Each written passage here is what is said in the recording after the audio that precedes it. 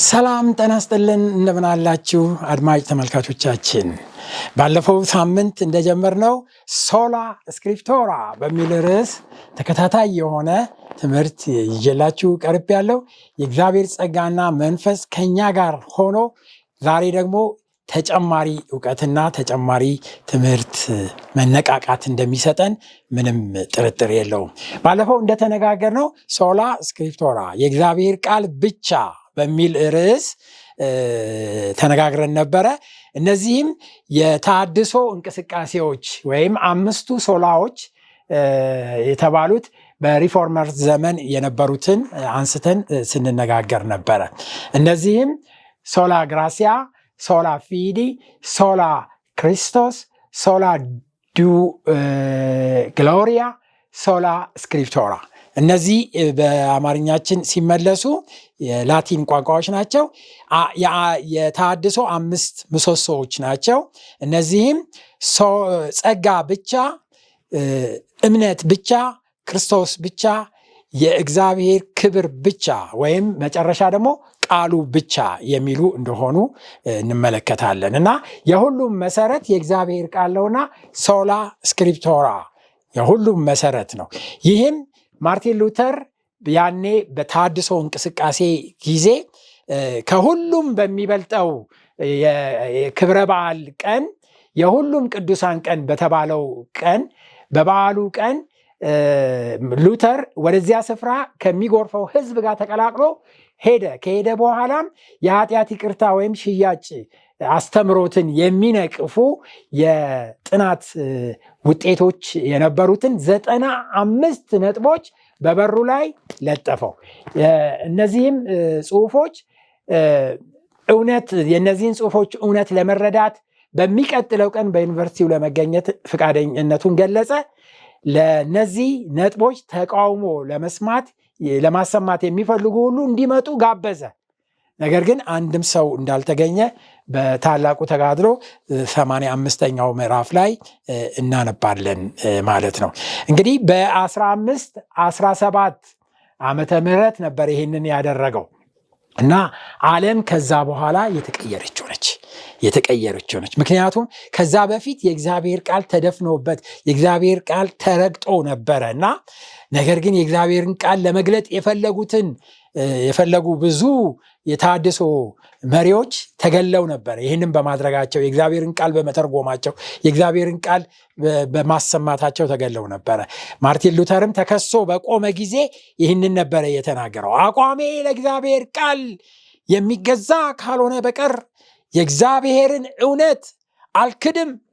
ሕሊናዬ መንፈስ ቅዱስን ተቃርኖ አንደበቴ ሐሰት አይናገርም። የእግዚአብሔር እውነት እክድ ዘንድ ለአንድ ክርስቲያን ይህ ተገቢ አይደለም። ይህ አቋሜ ነው፣ ሌላ አደርግ ዘንድ አይቻለኝም። እግዚአብሔር ረዳቴ ይሁን፣ አሜን።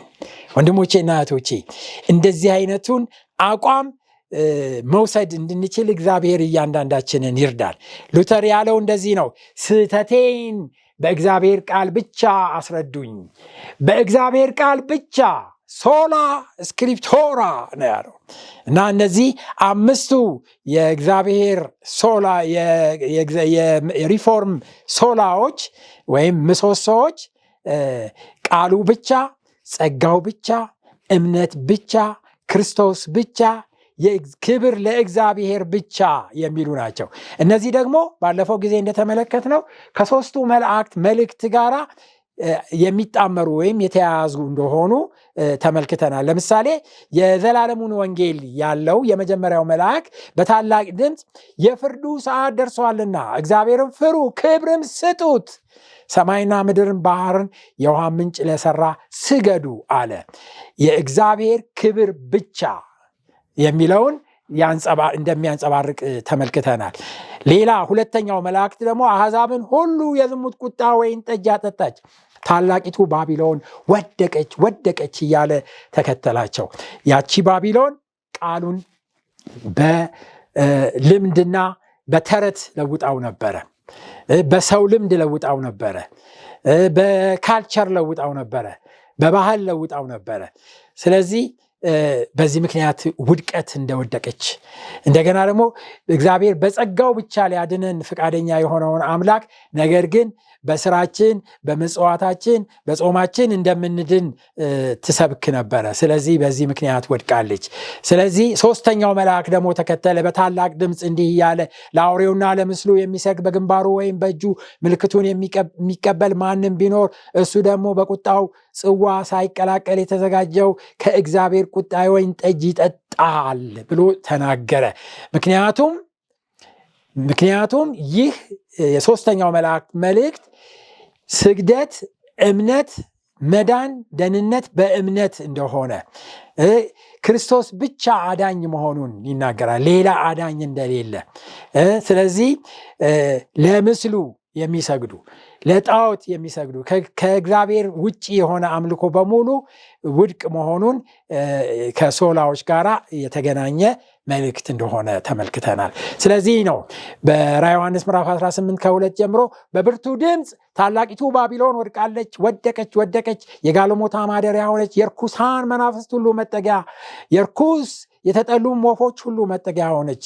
ስለዚህ አንድ ድምፅ ከሰማይ መጣ እንዲህ የሚል፣ ከሰማይም ሌላ ድምፅ ሰማሁ እንዲህ ሲል፣ ሕዝቤ ሆይ በኃጢአቷ እንዳትተባበሩ ከመቅሰፍቷም እንዳትቀበሉ ከእርሷ ዘንድ ውጡ የሚል መጣ።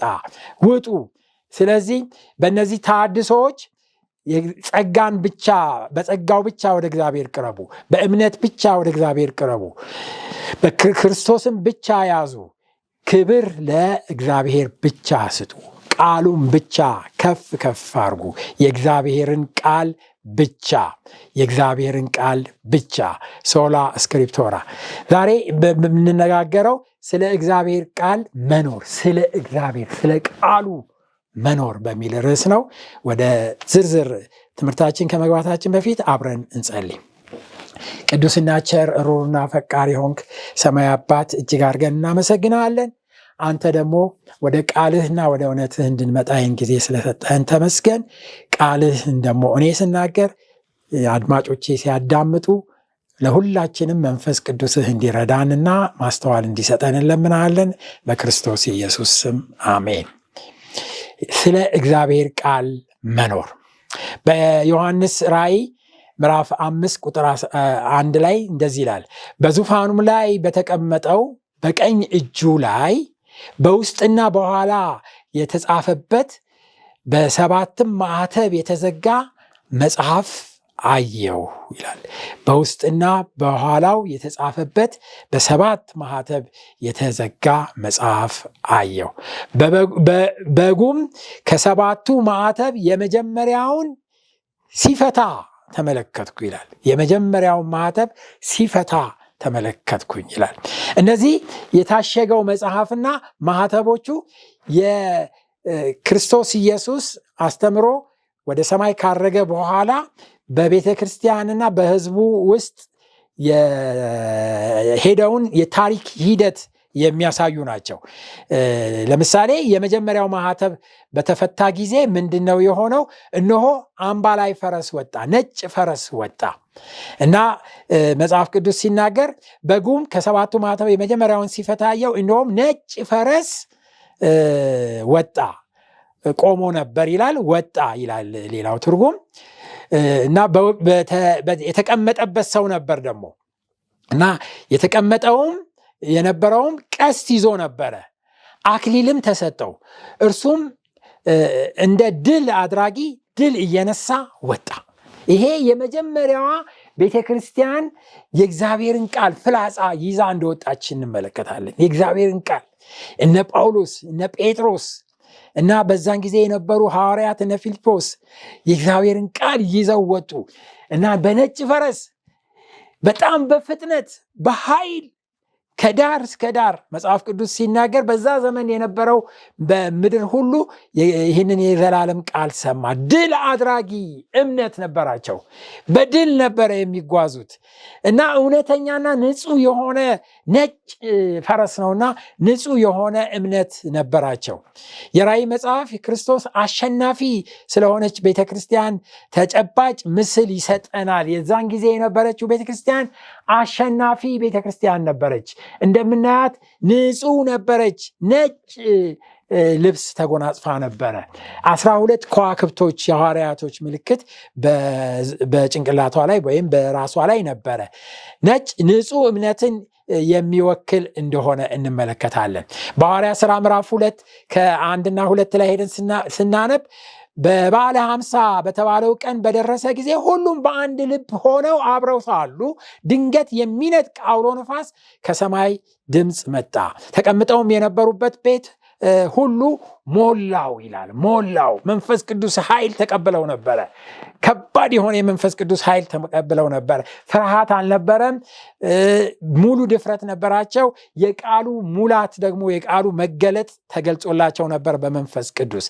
ስለዚህም በሐዋርያ ሥራ ምዕራፍ 4 ከቁጥር 3 ጀምረን ሄደን ስናነብ 4:31 ላይ ከጸለዩም በኋላ ተሰብስበው የነበሩበት ስፍራ ተናወጠ፣ በሁሉም መንፈስ ቅዱስ ሞላባቸው፣ የእግዚአብሔርን ቃል በግልጽ ይናገሩ ነበር።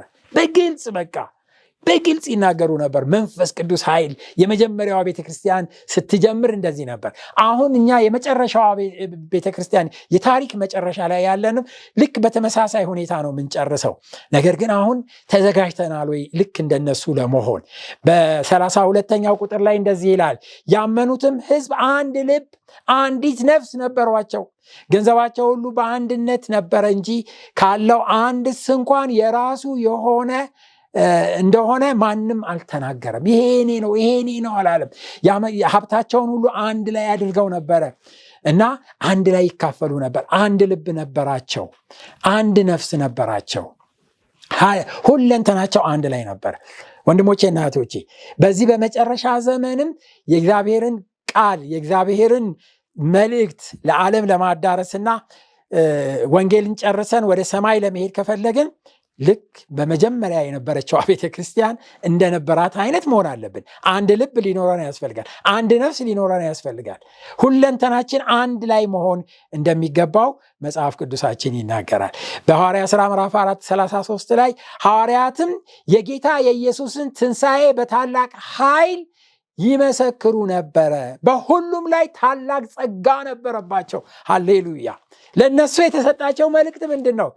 የክርስቶስ ትንሣኤ፣ ክርስቶስ ሞቶ ተነስቷል፣ አርጓል፣ በሰማይ ለእኛ ይታያል የሚለው መልእክት ነበር።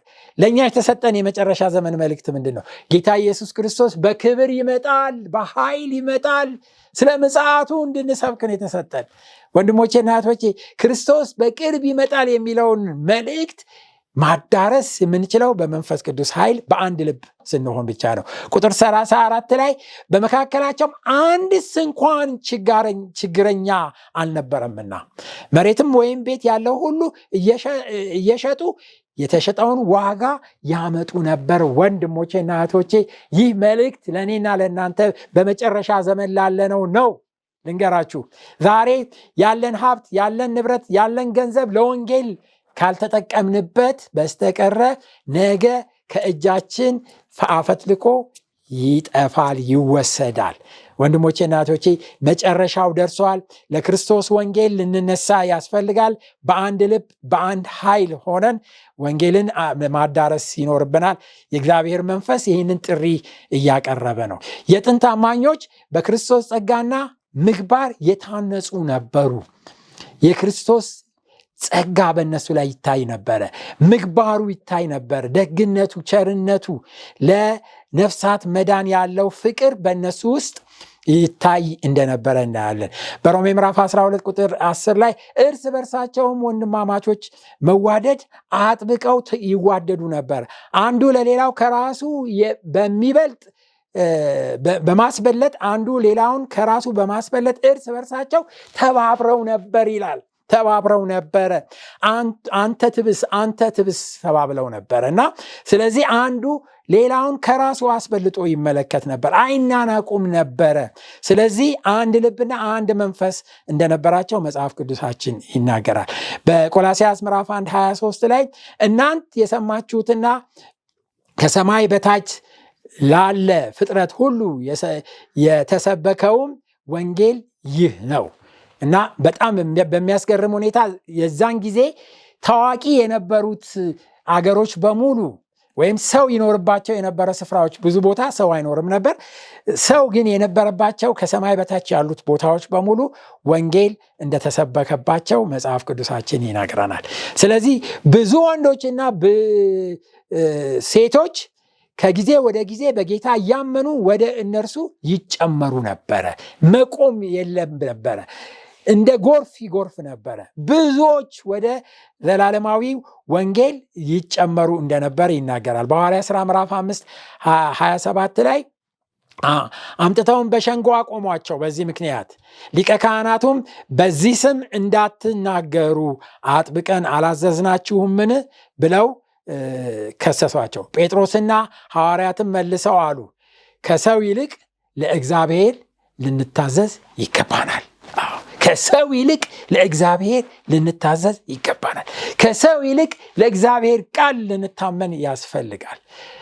ከሁሉም በላይ የእግዚአብሔር ቃል ብቻ እንደሆነ ይናገሩ ነበር። በማቴዎስ 24 ቁጥር 9 ላይ በዚያን ጊዜ አለ ክርስቶስ አስቀድሞ ነግሯቸዋል፣ ለመከራ አሳልፈው ይሰጧቸዋል፣ ይገሏቸዋልም፣ ስለ ስሜም በአሕዛብ ሁሉ የተጠላችሁ ትሆናላችሁ። ያቺ ቤተ ክርስቲያን የመጀመሪያው ምዕራፍ በድል አድራጊነት ወንጌልን ከዳር እስከ ዳር ካዳረሰች በኋላ ሁለተኛው ምዕራፍ ሲጀምር ወደ መከራ እንደገባች እንመለከታለን። አምስተኛው ማኅተም በተፈታ ጊዜ ይላል መጽሐፍ ቅዱሳችን። አምስተኛው ማኅተም በተፈታው ጊዜ ስለ እግዚአብሔር ቃልና ስለ ጠበቁት ምስክር የታረዱ የሰዎችን ነፍስ ከመሠዊያው በታች አየሁኝ። በታላቅም ድምፅ እየጮሁ ቅዱስና እውነተኛ ጌታ ሆይ እስከ መቼ ድረስ አትፈርድም? ደማችንስ በምድር በሚኖሩት ላይ እስከ መቼ ድረስ አትበቀልም አሉ።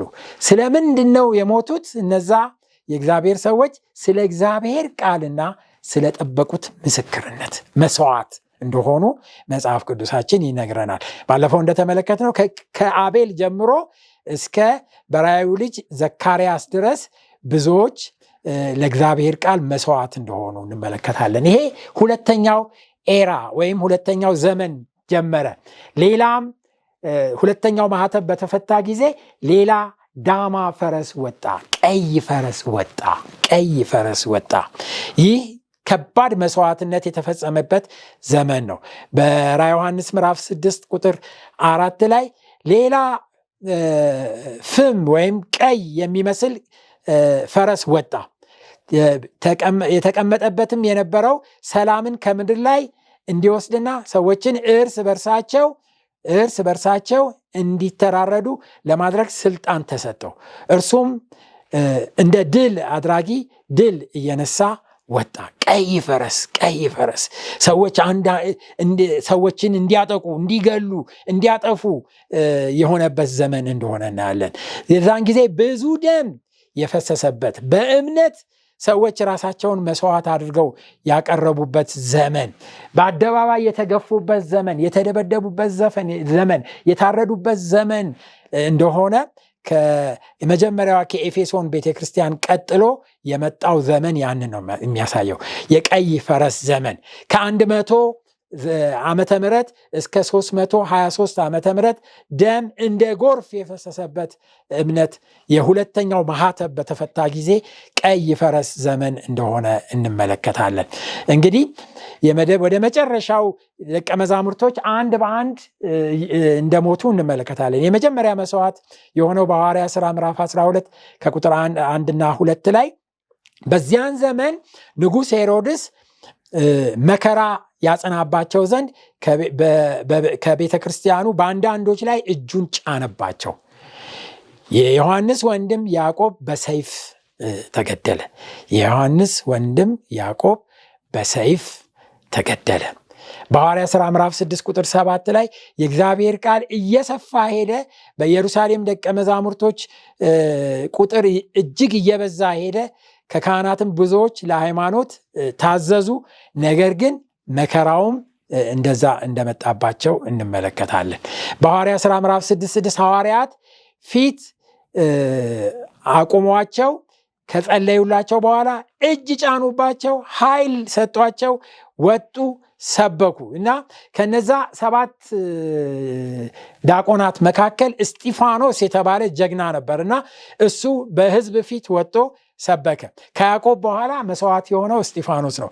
በሐዋርያት ሥራ ምዕራፍ 6 ቁጥር 8 ላይ እስጢፋኖስም ጸጋና ኃይል ተሞልቶ በሕዝቡ መካከል ድንቅና ታላቅ ምልክት ያደርግ ነበረ እና ይናገር የነበረውን ጥበብና መንፈስ ይቃወሙ ዘንድ አልተቻላቸውም። በቃ የእግዚአብሔርን ቃል በሚናገርበት ጊዜ ማንም ሊቃወመው አልቻለም እና የነፃ አውጪ ከተባለው ምኩራብ ከቀሪናና ከእስክንድሪያም ሰዎች ከቂልቅያም ከኢስያም ከነበሩት ከእያንዳንዶቹ ተነስተው እስጢፋኖስን ይከራከሩ ነበር።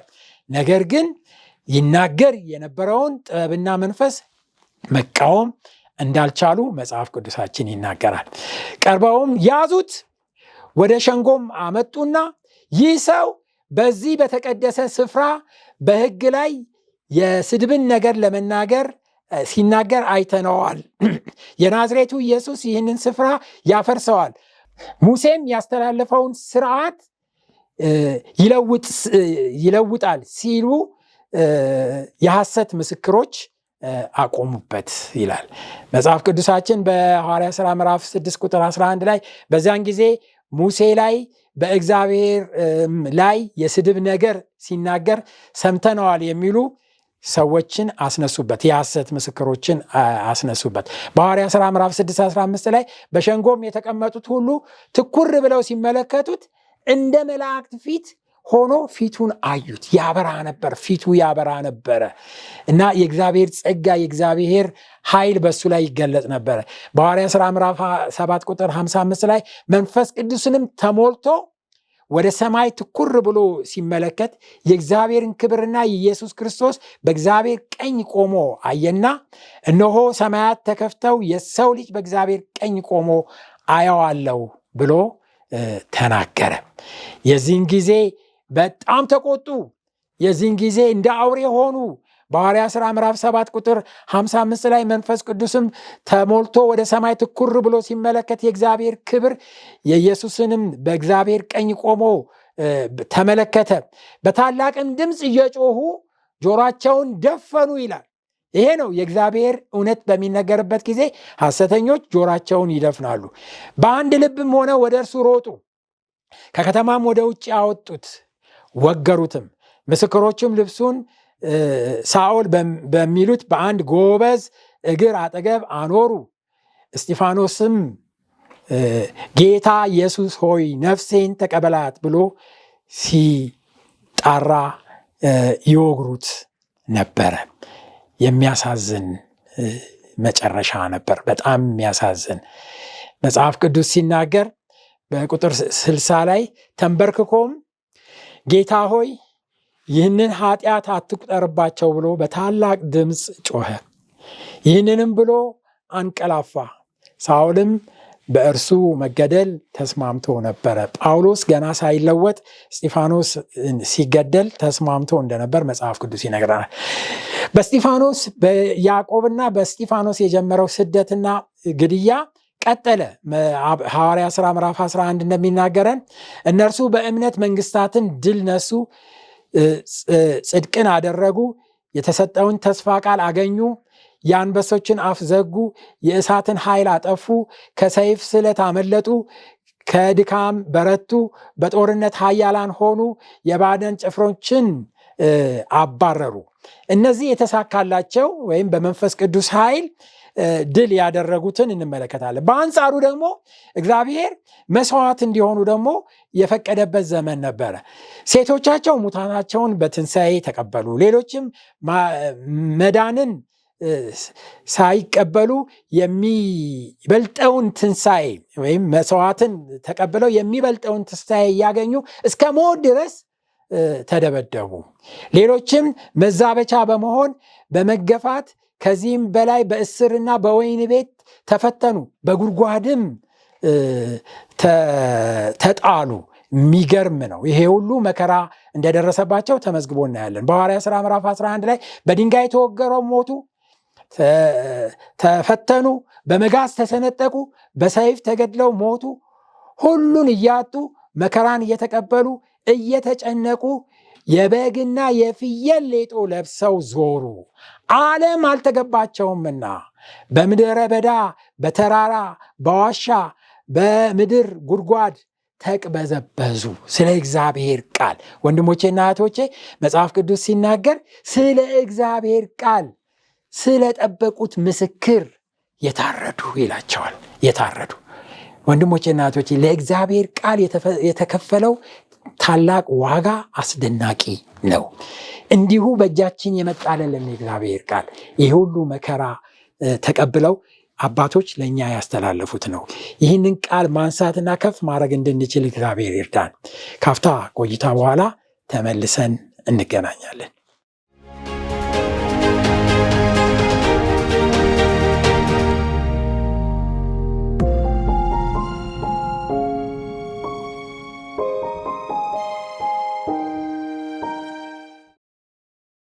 አድማጭ ተመልካቾቻችን ካፍታ ቆይታ በኋላ ተመልሰናል። እንግዲህ የእግዚአብሔር ቃል እጅግ መስዋዕት የተከፈለበትና በጣም ትልቅ ደግሞ መጋደል የተደረገበት መሆኑን ስንመለከት ነበር። ስለዚህ ብዙዎች ስለ እግዚአብሔር ቃልና ስለጠበቁት ምስክርነት እንደታረዱ እንመለከታለን እና በታላቅም ድምፅ እየጮሁ ቅዱስና እውነተኛ ጌታ ሆይ እስከ መቼ ድረስ አትፈርድም? ደማችንን በምድር በሚኖሩት ላይ እስከ መቼ ድረስ አትበቀልም? ብለው ተናገሩ ይላል እና ይሄ በጣም የሚያስገርም ነው። ሐዋርያት አንዳንድ ታሪካዊ መጽሐፍቶች እንደሚናገሩት ለምሳሌ ማቴዎስ በጎራዴ በኢትዮጵያ ውስጥ መጥቶ እንደሞተ፣ ማርቆስ በቀስት በአሌክሳንድሪያ ግብፅ እንደሞተ፣ ሉቃስ በመርዝ መርዘው በግሪክ እንደገደሉት፣ ዮሐንስ በኢየሩሳሌም በፍጡም ደሴት እንደተንከራተተ በዘይት እንደተነከረ ነው የምንመለከተው። ታሪካቸውን በመከራ የተሞላ መሆኑን እናያለን ማለት ነው። ክርስቶስ አስቀድሞ በማቴዎስ ወንጌል ምዕራፍ 20 ቁጥር 23 ላይ እርሱም ጽዋዬን ትጠጣላችሁ፣ በቀኝና በግራ መቀመጥ ግን በአባቴ ዘንድ ለተዘጋጀላቸው ነው እንጂ እኔ የምሰጠው አይደለሁም አላቸው። ጽዋዬን ትጠጣላችሁ፣ መከራውን አብረውት እንደሚቀበሉ ከሱ በኋላ እንደሚቀበሉ ተናገረ። በታሪክ ውስጥ እንደሚነገር ጴጥሮስ ተሰቅሎ እንደሞተ ይነገራል እና ሲሰቀል ምን አለ ይባላል? እኔ እንደ ጌታዬ ሳይሆን ተዘቅዝቄ ነው የምሰቀል ብሎ ተዘቅዝቆ ተሰቅሎ እንደተገደለ ታሪክ ዘግቦ እንመለከታለን። ጳውሎስ ራሱ ተናግሯል ወይም ትንቢት ተናግሯል ከመሞቱ በፊት በሁለተኛ ጢሞቴዎስ ምዕራፍ 4 ቁጥር 6 እና 7 ላይ መስዋዕት እንደሚደረግ በግ እንደሚታረድ ማለት ነው እኔ ሕይወቴ ይሰዋልና የምሄድበት ጊዜ ደርሷል፣ መልካምን ገድል ተጋድያለሁ፣ ሩጫዬን ጨርሻለሁ፣ ሃይማኖቴን ጠብቄያለሁ ብሎ እንደተናገረ እንመለከታለን እና በእስር ቤት በመጨረሻ ተሰውቶ እንደሞተ ጳውሎስ መጽሐፍ ቅዱሳችን ይነግረናል። በዕብራውያን ምዕራፍ 11 ቁጥር 37 ላይ በድንጋይ ተወግረው ሞቱ፣ ተፈተኑ፣ በመጋዝ ተሰነጠቁ፣ በሰይፍ ተገድለው ሞቱ፣ ሁሉን እያጡ መከራን እየተቀበሉ እየተጨነቁ የበግና የፍየል ሌጦ ለብሰው ዞሩ ይላል እና እንደውም ካታኮምቡን ሰማዕታት የሚል አንድ ዶክመንተሪ ስመለከት ሳለ በስቴዲየም ውስጥ እንዴት አድርገው የተራቡ እንስሳቶች አንበሳዎች እና ነብሮች እየላኩባቸው እንዴት አድርገው ሲቦጫጭቋቸውና ሲገሏቸው እየተመለከቱ ይደሰቱባቸው እንደነበረ በታሪክ ውስጥ ተመዝግቦ ስፍራውም እስከ ዛሬ ድረስ ተጠብቆ እንዳለ እንመለከታለን። ዮሐንስ በራዕየ ዮሐንስ ምዕራፍ 1 ቁጥር 9 እኔ ወንድማችሁ የሆንኩ ከእናንተም ጋር አብሬ መከራንና መንግስቱን የኢየሱስ ክርስቶስንም ትዕግስት የምካፈል ዮሐንስ ስለ እግዚአብሔር ቃልና ስለ ኢየሱስ ምስክር ፍጡም በምትባል ደሴት ነበርኩ። ስለምን መከራ መቀበል? ስለ እግዚአብሔር ቃልና ስለ ኢየሱስ ምስክር መከራን የሚቀበል እና ብዙዎች መከራን ተቀበሉ። እና ያን ነጭ ልብስ እንደሚሰጣቸው ግን ተስፋ ተሰጣቸው። በራዕየ ዮሐንስ ምዕራፍ 6 ቁጥር 11 ላይ ለእያንዳንዱም ነጭ ልብስ ተሰጣቸው። እንደነርሱም ደግሞ ይገደሉ ዘንድ ያላቸው የባሪያዎቹ ባልንጀሮቻቸውና ወንድሞቻቸው ቁጥር እስኪፈጸም ድረስ ገና ጥቂት ዘመን እንዲያርፉ ተባለላቸው ይላል እና መጽሐፍ ቅዱስ ሲናገር ድል የነሳ እንዲሁ በነጭ ልብስ ይጎናጸፋል፣ ስሙንም ከሕይወት መጽሐፍ አይደመሰስም፣ በአባቴና በመላእክቱ ፊት ለስሙ እመሰክርለታለሁ ይላል እና እነዚህ ሁሉ መስዋዕት የከፈሉ መጽሐፍ ቅዱስ ሲናገር ድል እንደነሱና ነጭ ልብስ ለብሰው በእግዚአብሔር ፊት እንደሚቀርቡ ይናገራል እና እነሱ ያኔ ሲሞቱ ሳለ እስከ መቼ ይሉ ነበር። እስከ መቼ ጌታ አምላክ ሆይ እስከ መቼ አትፈርድም ይሉ ነበር። ጌታ ግን ይፈርዳል። መጽሐፍ ቅዱስ የእግዚአብሔርን ቃል ደግሞ ያዳፈኑ የእግዚአብሔርን ቃል እውነትን ሲሰብኩ ደግሞ የነበሩት መከራ ያሳየችውን በተለይ ባቢሎንን እንደሚፈርድባት መጽሐፍ ቅዱሳችን ይናገራል። በራዕየ ዮሐንስ ምዕራፍ 19 ቁጥር 2 ላይ ከዚህም በኋላ በሰማይ ሃሌሉያ በዝሙቷ ምድርን ያጠፋችውን ታላቂቱ ጋለሞታ ስለፈረድክባት የባሮቹንም ደም ከእጇ ስለተቀበልክ ፍርዶቹም እውነተኛና ጽድቅ ናቸውና ማዳንና ክብር ኃይልም የአምላካችን ነው ብለው ሲናገር እንደ ብዙ ሕዝብ ታላቅ ድምፅ ያለ ድምፅ ሰማው ይላል። ወንድሞቼና እህቶቼ ብዙዎች መስዋዕት የሆኑበት ብዙዎች ደማቸውን ያፈሰሱበት ሕያው የሆነው የእግዚአብሔር ቃል እኛ ጋር ደረሰ። እኛ ደግሞ ተንከባክበንና ከፍ አድርገን በዚህ በመጨረሻ ዘመን ይሄ ሁሉ መስዋዕት የተከፈለበትን የእግዚአብሔርን ቃል ከሁሉም በላይ ከፍ አድርገን የክርስቶስን ምጽአት በማወጅ ሁሉን ወደ ኢየሱስ ምጽአት ጠርተን ምስክር የሆንባቸው ዘንድ ይህንን ወንጌል ሰብከን ክርስቶስ ኢየሱስ በድል አድራጊነት ሲመጣ የክብር ተካፋዮች መሆን እንድንችል እግዚአብሔር ይርዳል። እንግዲህ መስዋዕትነቱ ከኢየሱስ ክርስቶስ ጀመረ። ያዕቆብ መከራ አየ። ያዕቆብ ተሰዋ። እንደገና እስጢፋኖስ በተወገረ ጊዜ እዚህ ጋር እንደምንመለከተው ሳኦል ወይም ጳውሎስ ይመለከት ነበረ። በመጨረሻ ሳኦልን እግዚአብሔር ጠራው። እሱም ደግሞ ተራው ደረሰና መስዋዕት ሆኖ ሞተ። በእስር ቤት መከራን ተመለከተ። ወንድሞቼና እህቶቼ ይሄ ዘመን ታላቅ የመስዋዕትነት ዘመን ነበረ።